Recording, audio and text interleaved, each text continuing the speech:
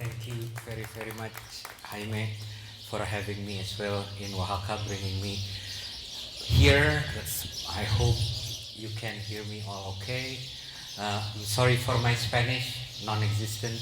Uh, I wish you can at least understand me more than 50% because yeah, this kind of trip is actually kind of we wanted to do something like this during the pandemic, visiting not only Mexico City, Oaxaca, but also understanding ecosystems. That's how we understand it, like actors, how they play in the bigger ecosystem.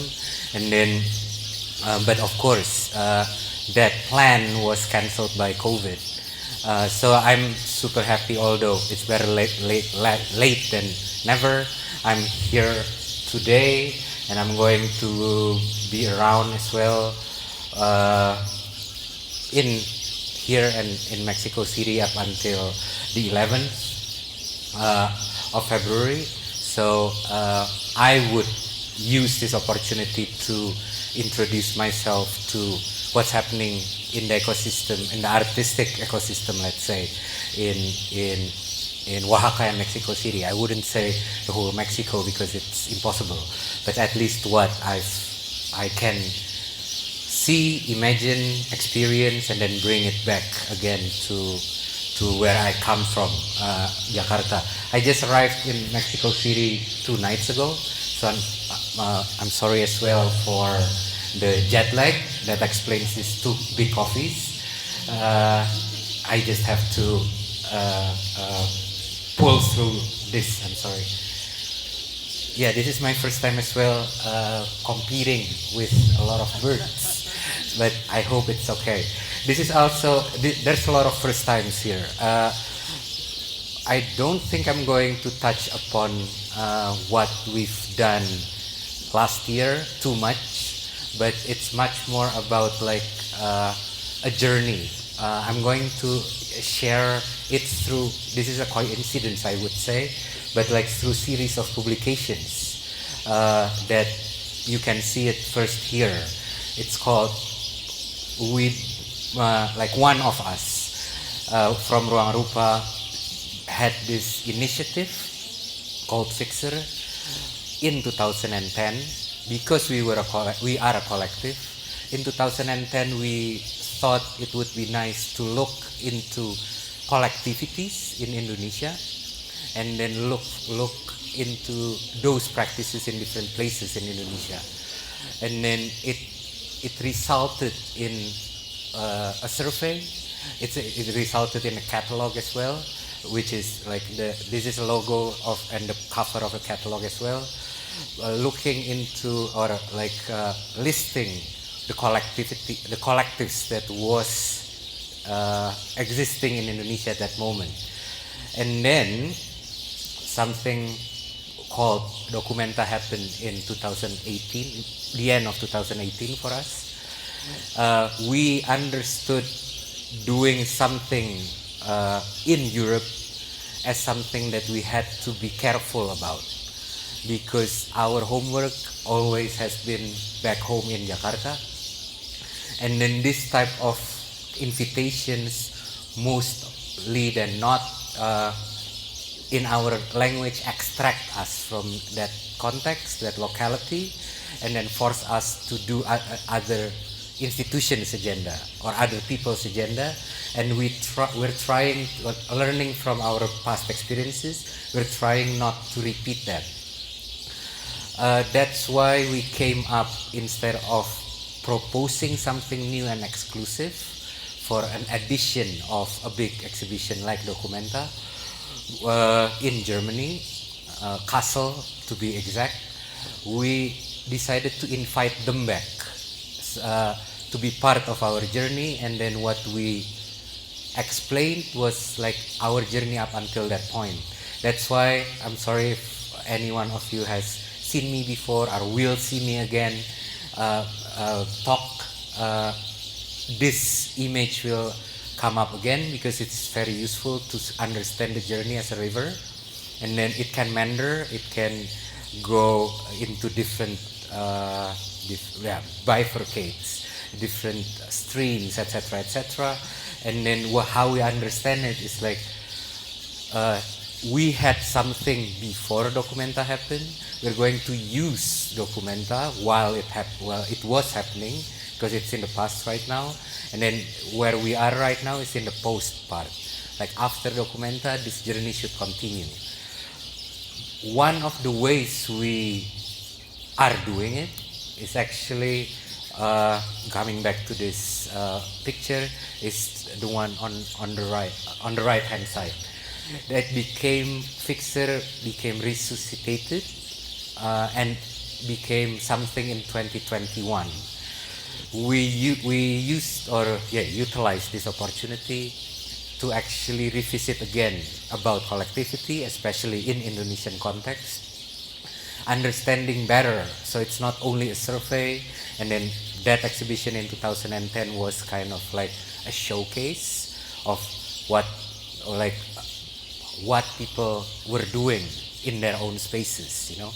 And then, as you might understood, some of you might be part of a collective or a group, like showing group activities can become easily boring. It's just like pictures of people gathering up together in circles, no? Like there's no, so what, no? So we push it further. It ended up into several publications. One of them is this one, English and Indonesian. And then as you can see, like this is in 2010.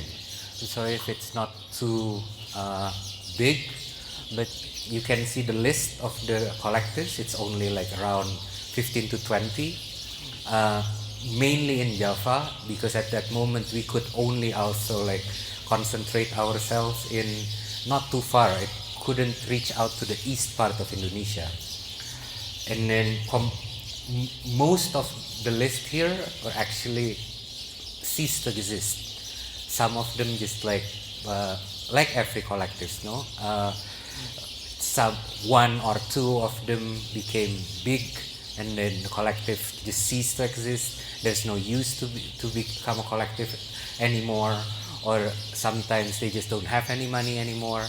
They ran out of energy, and there's no sparks anymore as well. This is kind of like what we want to sustain, or what we want to tell something like Documenta, that they could sustain this type of fragile practices in different places in the world. At least there's an attempt to that. Not without problems, of course, but the attempt was, at least for us, that's the only way we could do something like Documenta. This is 2021 survey. Then you can see the numbers. I hope, yeah, it's not that clear, but in West Java, this is West Java. Sorry,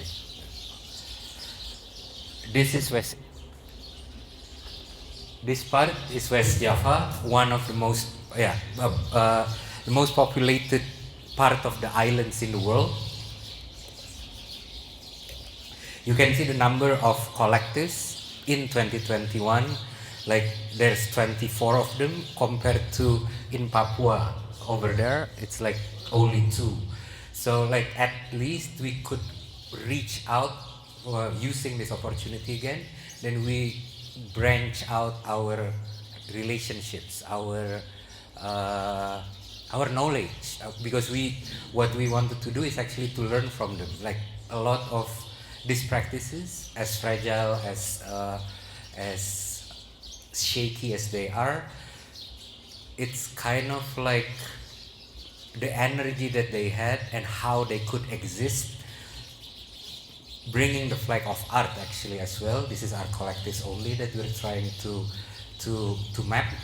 That the fact that they still exist and they're still existing is something that we think is very valuable, especially right now from our point of view, outside the main island of Java, the one below, the long one, because that's the main. If any one of you know a bit of Indonesia, that's the main center of everything, the governance of Indonesia, a problem in itself, a Javanization of Indonesia. And then out of all this number, 12 of us actually tried to make something called Lumbung Indonesia. So gang up together, figuring out what we can do together in order for what I said before, like how to sustain each other's practices, because everyone is facing challenges, different challenges most of the time, but also there are similarities.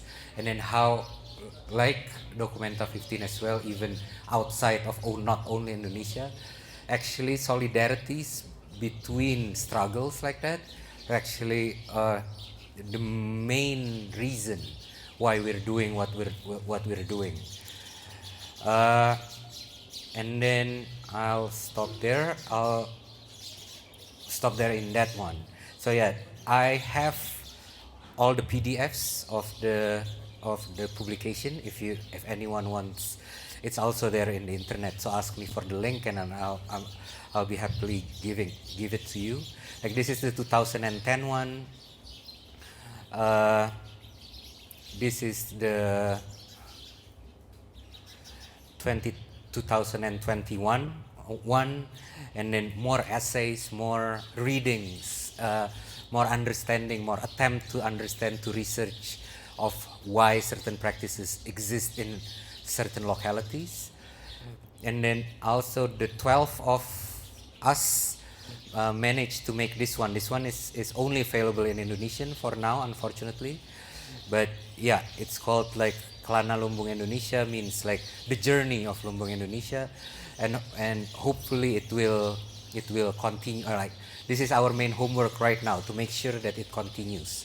It's not just got taken by a big exhibition like Documenta and then dissipates. But energy, again, like even myself, I have to be honest, I still recuperating from getting all my energy back after 3 years of working for a big show. And then every one of us, at least in Ruang Rupa, we are all having different ways to do it, and then we have to give time as well to do that. And then maybe the last one, the one that I don't have the PDF because of the copyright issues, because it's done with like German taxpayers' money, is what Jaime said before. There's like a Spanish version of it, Basque version of it as well, because there are a lot of writers, including Mexican writers here, Lumbung stories, and then none of us have the soft copies because of the copyright issues. I only have the Indonesian ones, and then, to be honest, I'm not a fan of translation. So like reading something in Indonesian is not that, especially when it's translated from other language, is not my favorite way of doing things. But this is what I have, and then to have, I don't remember, maybe I may remember, maybe 6 to 8 languages. So there's 8 versions of this book with different design, different way of articulating, different. That's kind of like showing how to practice sharing resources as well for us. That publication can be done like that. And we're not alone in it. I think like there's an Indonesian band called Senyawa, maybe you've heard about it. They released an album during the pandemic that they just like gave it for free for different small record labels, and then they can have their own versions, remixes, versions of press, whether it's a CD, a cassette, a vinyl. The design will be different, the merchandises will be different, the gimmicks, how to sell it will be different as well, or all those kind of stuff. So it's a bit like, I have to say that, it's something that's ingrained for us. It's not that hard to understand, but to make, like, especially the modernized culture to understand what we're doing. As it has been shown, it's a bit of a challenge. Reading the Mexican uh, uh, contribution to the Lumbung Stories book, it actually kind of uh, not only refreshing, but like it's energizing because it's proven that that kind of sensibilities are everywhere. It might not be the same, it might not be using the same metaphor, it might not be practiced the same way, it might not have the same logics, but it's coming from kind of like a similar place, and we can learn from each other that way. And lastly, I think like I just wanna because this is a resource. This is why we did what we did, because to come up with this resource, please visit these websites. It's all free to download as well. And then if anyone wants to do something with it, even you don't have to tell us, we'll be happy to know that someone is actually doing something about it. And then yeah, the map itself, for example, the text, the books can be downloaded here. Yeah, this is the map that I was talking about before with the list of the collectives.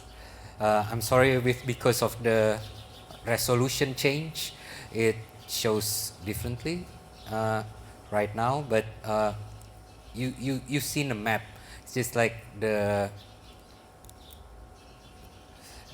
lists are more uh, extensive over here.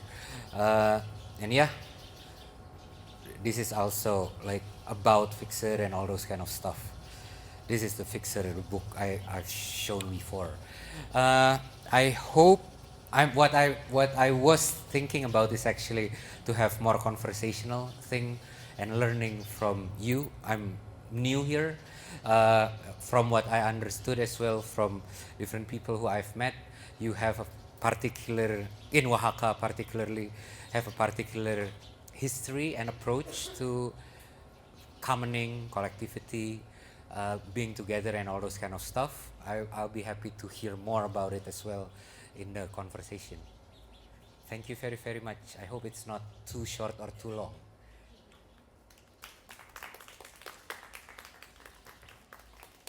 Is it okay with time?